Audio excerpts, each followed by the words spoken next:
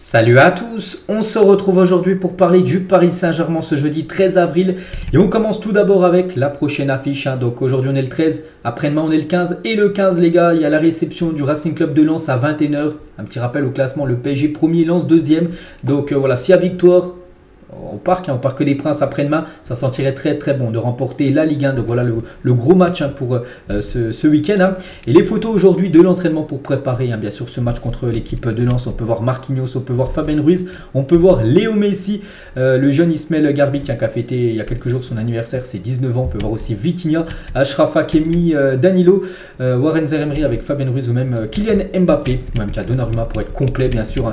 Il y a des photos de l'entraînement du jour les gars. Et concernant des joueurs qui ne sont pas entraînés parce qu'actuellement ils sont blessés. Tout d'abord Renato Sanchez, n'oubliez pas que Sanchez est sorti sur blessure au bout de 8 minutes de jeu lors du match contre Nice samedi dernier. Donc il sera absent 3-4 semaines, donc quasiment fin de saison pour lui vu qu'il ne reste plus beaucoup de matchs.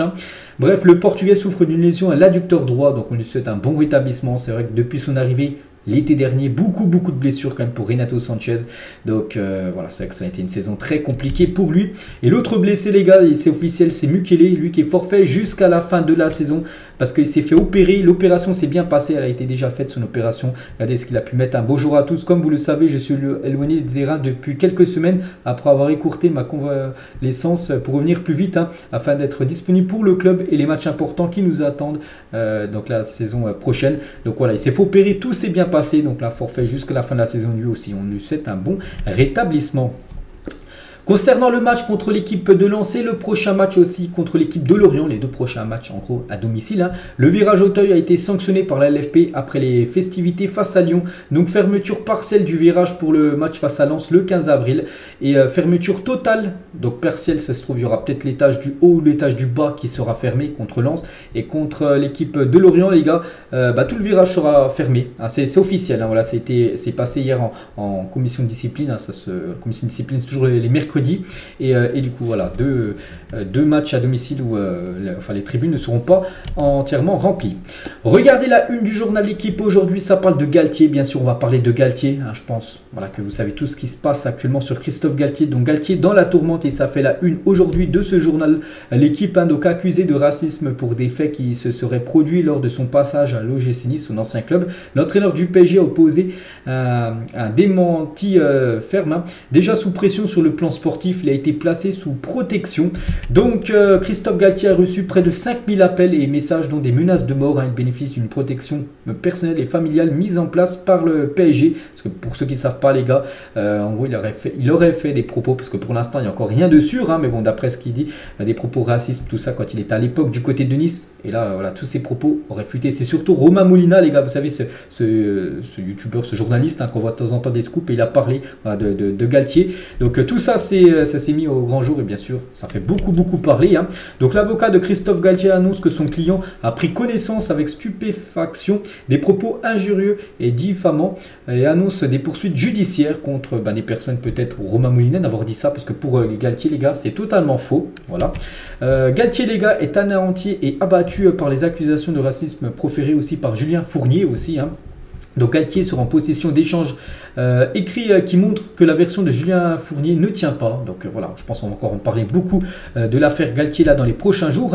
Donc le communiqué du CUP, donc le collectif Ultra Paris, les gars, sur l'affaire Galtier. Donc si les faits qui lui sont reprochés sont avérés, voilà, sont vrais, parce que pour l'instant on ne sait pas, voilà, il y a une enquête tout ça qui est en place, donc on va voir, bien sûr, on en saura beaucoup plus dans les prochains jours. Donc il n'est pas acceptable que cette personne reste en gros l'entraîneur du club, bien sûr, ainsi les faits. C'est sûr ce qu'il a dit des choses comme ça. Voilà, donc le collectif Ultra Paris ne veut plus bien sûr de Christophe Galtier dans l'équipe, ce qui est plutôt quand même logique. Donc au moment des premiers contacts avec Christophe Galtier, Nasser n'était pas au courant des propos qui auraient été tenus par le coach à l'époque. S'il l'avait su, jamais il ne l'aurait fait signer au Paris Saint-Germain. C'est RMC Sport qu'on voit cette info. Toujours avec Galtier, j'ai dit on en parle beaucoup là depuis quelques jours, vraiment il y a énormément d'infos sur lui. Donc le PSG va lancer une enquête interne suite aux propos qu'aurait tenu Galtier lors de son passage à Nice. journaliste, la direction du PSG ne veut pas se précipiter ni céder à la panique pour l'instant. Si les faits sont avérés, le départ de Galtier ne fait aucun doute. Ça, c'est une chose qui est quasiment sûre. Et même si les propos ne sont pas avérés, même si voilà, ce serait un démenti, en gros, ce serait pas vrai. Voilà, même on sait qu'il ne restera pas du côté du PSG sur le plan cette fois-ci sportif, parce que les résultats ne sont pas bons. Et Galtier n'est pour l'instant pas menacé malgré les récentes accusations à son encontre. Le PSG attend la fin de saison pour faire ses annonces. Mais bon, voilà. Donc s'il ne se fait pas licencier là, il se fera licencier en fin de saison. Mais une chose qui est quasiment sûre, c'est que Galtier, les gars, ça sera bientôt fini avec l'équipe du PSG. Et Galtier, aujourd'hui, je l'ai dit, il y avait entraînement du côté de Paris. J'ai montré des photos tout à l'heure, qui était présent à la séance d'entraînement du PSG ce matin, n'a pas parlé à ces hommes de l'affaire qui le concerne. Donc voilà, il s'est vraiment concentré à 100% sur le match contre Lens. Il n'a pas parlé de ce qui se dit autour de lui, tout ça. Donc voilà ce qu'on pouvait dire sur Christophe Galtier, mais on sent quand même le départ de Galtier. Et qui pour le remplacer, parce que moi je pense qu'il se fera licencier, que ce soit là dans une semaine, demain ou aujourd'hui, ou je sais pas, dans 3 semaines il se fera licencier, au pire l'été prochain. Et Mourinho, les gars, est une grosse option. Donc Mourinho est prêt à quitter l'AS Roma pour certains clubs, dont Chelsea, mais surtout le PSG.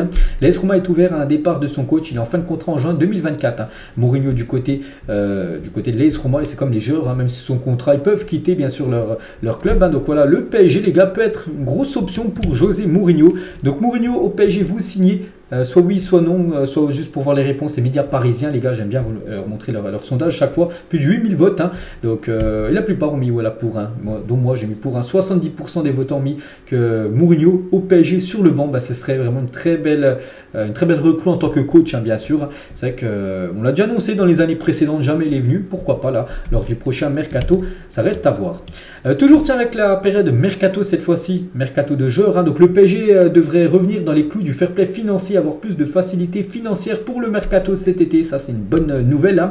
Donc après, il faut quand même alléger la masse salariale qui est énorme du côté de Paris, mais il y a quand même des joueurs qui devraient quitter le club. Le PSG a besoin d'alléger sa masse salariale, n'exclut pas de transférer Carlos Soler et Fabien Ruiz si des offres intéressantes arrivent pour eux cet été.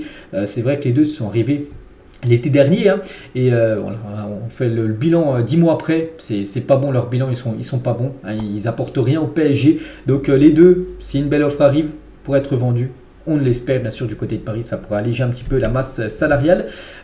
Concernant Hugo Ekitike, le PSG va chercher une porte de sortie à Hugo Ekitike cet été lui aussi. C'est un peu le même souci, il est arrivé l'été dernier, il n'a rien montré cette année, ça qui est une énorme concurrence à son poste. Mais voilà, quand il a joué, il a beaucoup joué après la Coupe du Monde, il n'a pas du tout répondu présent. L'attaquant parisien n'a pas encore été prévenu par sa direction qu'il sera invité à partir. Donc voilà, concernant la situation d'Hugo Ekitike.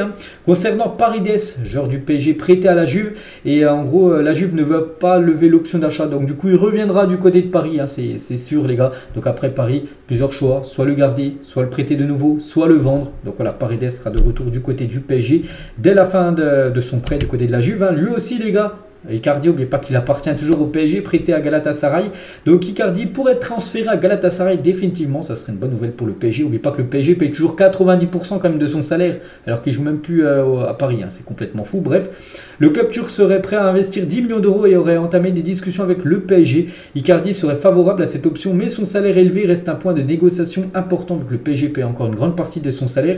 Donc pour l'instant, lui, ça le plaît, parce qu'il touche le même salaire en gros qu'il touche au PSG, Galatasaray. Mais s'il venait être transféré à 100% Galatasaray ne pourrait pas lui offrir le salaire qu'il touchait au PSG, et ça c'est ce qui peut coincer, on peut dire, concernant le futur d'Icardi. Donc le PSG pourrait récupérer 10 millions d'euros en le vendant, n'oubliez pas qu'il l'avait acheté plus de 50 millions d'euros, donc lui aussi un flop total. Concernant Messi les gars, donc Messi, depuis quelques semaines on sait que voilà, ce serait plus sur un départ. Donc la priorité de Messi serait de rester en Europe. Après il peut rester au PSG, parce que le PSG bien sûr est en Europe, afin d'être au meilleur niveau pour la Copa América 2024. C'est l'objectif bien sûr de Messi, pas aller en Arabie Saoudite ou ni je sais pas en MLS. Il veut encore rester en Europe pour être au top, pour jouer la future Copa América l'année prochaine. Et donc il y a le PSG qui est une option, mais surtout le Barça. On pense qu'il va retourner du côté du FC Barcelone. Messi.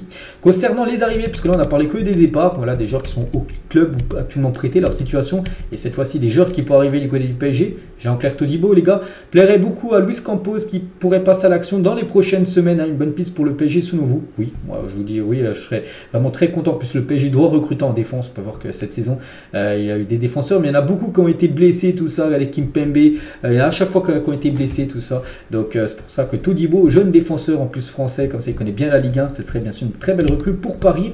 Un autre Niçois niçois aussi, c'est Khéphren Thuram, et le PSG surveille aussi la situation du joueur niçois. Donc les deux, peut-être deux joueurs niçois, futurs parisiens. Lui aussi, il a dit, tiens, lui il fête son anniversaire en plus aujourd'hui. Il fête aujourd'hui ses 24 ans, Bastoni, et il intéresse Manchester City et le PSG. Il est en fin de contrat en juin 2024, l'année prochaine.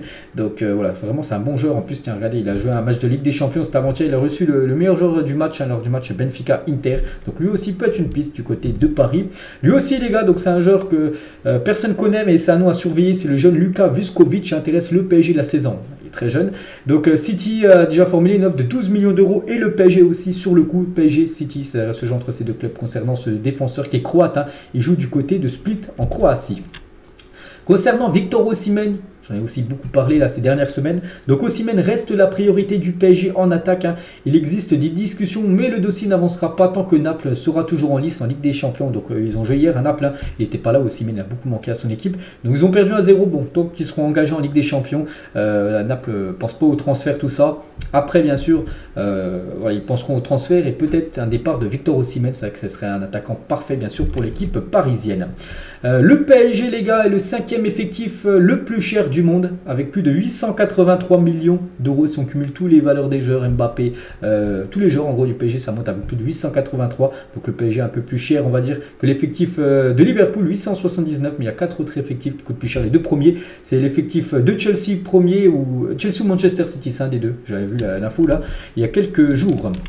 On va parler de Kylian, les gars, qui était présent au Stade de France ce mercredi, donc hier, en tant que parrain de l'association Premier de Cordée, qui permet à des milliers de jeunes hospitalisés ou handicapés de s'essayer à différents sports. Il était présent parce que c'est le parrain en gros de cette association, Kylian Mbappé, puis il a été interviewé par France 3 dans l'émission Tout le Sport. Donc le prochain palier à passer, il a dit gagner la Ligue des Champions, je pense. Il ne manque que ça. J'espère que ça sera le plus rapidement possible au Paris Saint-Germain. Je suis parisien sous contrat, donc c'est le Paris Saint-Germain. Donc voilà, donc là ça fait plaisir d'entendre ça. Il veut déjà gagner la Ligue des Champions. Ça c'est bien, et surtout la gagner au Paris Saint-Germain, et c'est ce qu'on espère. Donc au mieux ça sera la saison prochaine, parce que cette année ça a été de nouveau encore un énorme échec, la Champions League. Et Mbappé sur les JO 2024 pour France 3, il a dit il y a un club, une équipe nationale avec un euro avant les JO l'année prochaine, donc il faut discuter, mais bien sûr que ce sera un rêve pour moi de disputer les JO encore plus à Paris, sa ville tout simplement, son club, tout ça. Donc voilà, ce serait très spécial. Il veut jouer ces JO, et je pense qu'il les jouera. N'oubliez pas qu'il y a l'euro avant, donc voilà, il va falloir aussi qu'ils se mettent d'accord avec Deschamps, s'il peut jouer bien sûr ces Jeux Olympiques juste après.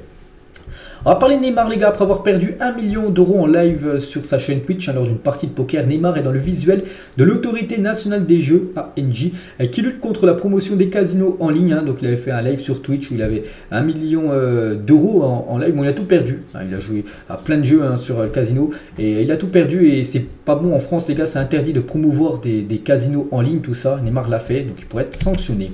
On va parler de Léo Messi, les gars. Il y a un fan de Léo Messi a voyagé jusqu'à Paris afin d'attendre devant la maison du joueur et le rencontrer. Après 10 heures d'attente, il a pu partager un moment avec son idole dans sa maison. Une petite info concernant le numéro 30 du PSG, bien sûr, Léo Messi.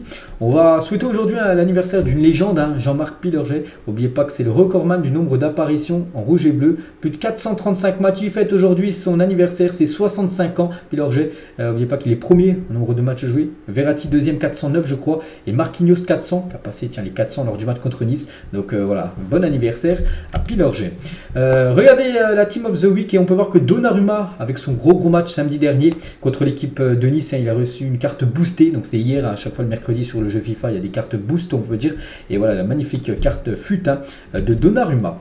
Voici un nouvel aperçu du futur maillot domicile du Paris Saint-Germain la saison prochaine. Voilà, il devrait ressembler à ça, le maillot parisien. Je l'ai déjà montré pas mal de fois, je le remontre peut-être pour ceux qui n'ont pas vu. Les stats de Zlatan Ibrahimovic durant son passage au PSG, c'est 180 matchs pour 156 buts et 61 passes D. Des stats immenses bien sûr pour Zlatan, qui est le 3e meilleur buteur de l'histoire du club derrière Mbappé, Cavani et lui en 3e position. C'est énorme quand même, il a été plus buteur et passeur D cumulé que de matchs joués. Et bien sûr, c'est une légende. Et regardez, si on demande au chat GPT, c'est sur PSG Community, vous demandez à chat GPT, vous avez cette intelligence artificielle, de composer le meilleur 11 de l'histoire du PSG. Et en parlant de Zlatan, il est bien sûr présent parmi le poste de numéro 9. À côté de lui, Cavani et Mbappé, les 3 meilleurs buteurs du PSG en attaque. mérité, on peut dire. Ronaldinho, Thiago Motta, Rai en milieu de terrain. Et Maxwell, Thiago Silva, Marquinhos, Daniel Alves, que des Brésiliens en défense. Et Bernard Lama au but. Hein. Vous changerez quoi? Je pense que, je sais pas si je changerai quelqu'un. Peut-être Verratti, les gars. Verratti, bon après il faut en enlever un des trois. Thiago Motta, je le laisse. Peut-être... voilà, je sais pas. Après, il faut faire des choix. Mais je trouve qu'elle est très très belle, bien sûr, hein, cette équipe. N'hésitez pas à mettre vous aurez changé qui, bien sûr, par rapport à cette team hein, de ChatGPT. Donc voilà, les gars, ce qu'il y avait à dire aujourd'hui concernant le PSG. On se retrouve, nous, ça sera lundi, les gars. Il y aura le match hein, qui aura été joué contre Lens. On parlera de tout ce qui s'est passé de tout de suite jusqu'à lundi. Là, moi, je vous laisse. Bonne journée à vous et à lundi.